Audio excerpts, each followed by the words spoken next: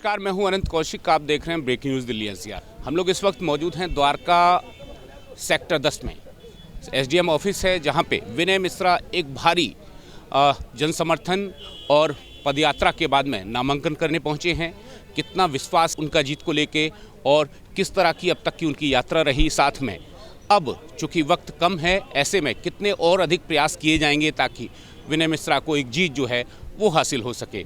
इस मौके पर विनय मिश्रा से मिलवाते हैं, आपको उनकी बात सुनवाते हैं, साथ में उनके जो समर्थक हैं उन लोगों ने क्या कुछ कहा और कितना आश्वस्त है इस बात को लेके कि जनता इस बार पुनः विनय मिश्रा को आशीर्वाद देगी।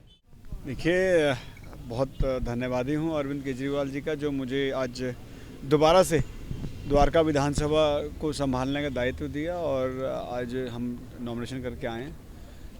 भगवान के आशीर्वाद से नॉमिनेशन बहुत अच्छे से हो गया और सभी साथियों ने जो आज समर्थन दिया और जिस हुजूम से आज इतना लंबा पैदल मार्च करा और कोई थका नहीं, तो ये दर्शा रहा है कि हमारा चुनाव बहुत अच्छा चल रहा है और आने वाले समय में कार्यकर्ता घर नहीं बैठे और घर घर जाके लोगों को निकाल के आम आदमी पार्टी को जिताने का काम करे। देखिए, आप देखेंगे तो काम बहुत सारे हैं। आज अगर मैं दिल्ली की बात करूँ तो दिल्ली में आज बिजली, पानी, शिक्षा, स्वास्थ्य की बात है, महिला सम्मान की बात है, संजीवनी स्कीम की बात है।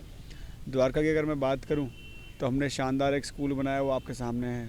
फिर हमने विभिन्न कॉलोनी में मेड इन चाइना काम नहीं किया, मेड इन इंडिया काम किया। बेशक उसमें समय लगा, लेकिन मेड इन इंडिया काम किया, क्योंकि हमने पहले सीवर डाले, फिर पानी की लाइन डाली, फिर गैस की लाइन डाली। अब रोड बनाई है तो अब रोड दोबारा खोदना नहीं पड़ेगा। तो जब आप पुख्ता काम करते हो, मजबूत काम करते हो, जब आप नींव मजबूत रखते हो तो नींव थोड़ा मजबूत रखने में थोड़ा समय लग जाता है।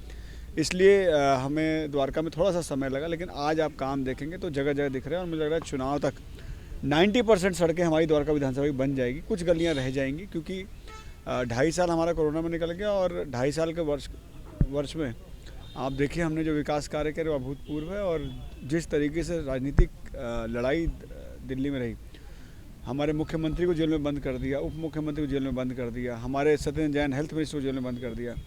लेकिन जब से अरविंद केजरीवाल जी अक्टूबर से बाहर आए, आप देखिए दिल्ली में जितने रुके हुए काम थे सबने स्पीड पकड़ी और आज सारे काम रफ्तार पर चल रहे हैं।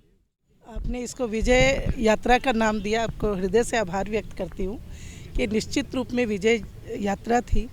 विधायक जी के साथ आज इतने लोगों का हजूम जो अपने आशीर्वाद के साथ आए, इतनी ठंड सुबह थी उसमें लोग शामिल हुए और इससे पता लगता है कि हम लोग जीत की ओर है। और जिस तरह से क्षेत्र में घूमने का मौका मिल रहा है, हम लोग तो कई महीने से हमें पता था हमारा यही कैंडिडेट है, हम लोग घूम रहे हैं, तो जो दरवाज़ा हम खटखटाते हैं, हर दरवाजे में, हर घर में हमें सम्मान मिला केजरीवाल जी के कामों की वजह से। उनका लोगों को जो सम्मान मिला, जो फाइनेंशियल राहत मिली है बिजली पानी की वजह से, तीर्थ यात्रा की वजह से, मोहल्ला क्लिनिक की वजह से, लोगों ने केजरीवाल जी के कामों को सराहा है। और विनय जी ने भी क्षेत्र में, हमारे खासकर डाबरी वार्ड में लगभग 90% काम हो चुका है और एक थोड़ी सी कसर बाकी थी। हमारे विनय भाई हमारे साथ जुड़े हैं, तो निश्चित रूप में इससे हमें और मजबूती मिली है। और अपने वार्ड को हमारी साथी सिमी यादव जी ने भी बहुत अच्छी तरह से संभाला है। तो हम लोगों में आपस कोऑर्डिनेशन बहुत अच्छा रहा विधायक जी के साथ। उन्होंने कभी हमारे किसी काम में दखल नहीं दिया और जहां तक हो सका कि स्टैंडिंग कमेटी की वजह से हमें जो फंड्स नहीं मिले, वो फंड हमें अभी भी 6.5 करोड़ दिया, पहले भी 1 करोड़ दिया, तो करके हमारे कामों को गति देने में उन्होंने हमें मदद की। और निश्चित रूप में ऐसे व्यक्ति का जीतना बहुत ज़रूरी है जिसका एक विज़न हो, और ऐसी पार्टी का जीतना ज़रूरी है। देखिए, उत्साह है, अब द्वारका में उत्साह है। विनय भाई को हर हालत में, मैंने लोगों के चेहरे देखे हैं, लोगों के फेस को पढ़ा है, तो लोगों को लगता है कि एक जो हमारे बीच में यंग कैंडिडेट है और जिसने अभी काम भी किया है। कुछ काम मैं पूछ रहा था विनय भाई से और मैंने कुछ फाइलें देखी हैं, तो मुझे बड़ा अच्छा लगा। जैसे हम बीजेपी में थे तो मुझे लगता है ये काम नहीं करने, लेकिन वो फाइलें जब देखी तो कहीं न कहीं ऊपर से रुकी हुई थी। फाइलों के काम टेंडर हो चुके थे, सब कुछ हुआ है, कहीं कमिश्नर के पास रुकी है, तो कहीं न कहीं इनके काम को भी रोका गया। मैंने क्योंकि पहले तो मुझे लगता था कि विनय जी ने काम नहीं किया, लेकिन अब मैं विश्वास के रूप से कह सकता हूँ। जैसे A4 की मैंने एक फ़ाइल देखी, मैंने और जगह पे फाइल देखी, तो वहाँ पे निश्चित रूप से विनय भाई ने काम करने का प्रयास किया, लेकिन कहीं न कहीं उनसे रुकावटें की गई हैं। और अब मैं विश्वास के साथ कह सकता हूँ कि अब आम आदमी की सरकार बनने जा रही है। विनय भाई भारी बहुमत से विजयी होंगे। द्वारका विधानसभा निश्चित रूप से आम आदमी पार्टी जीतेगी और हमारे दिल्ली के मुख्यमंत्री अरविंद केजरीवाल जी होंगे।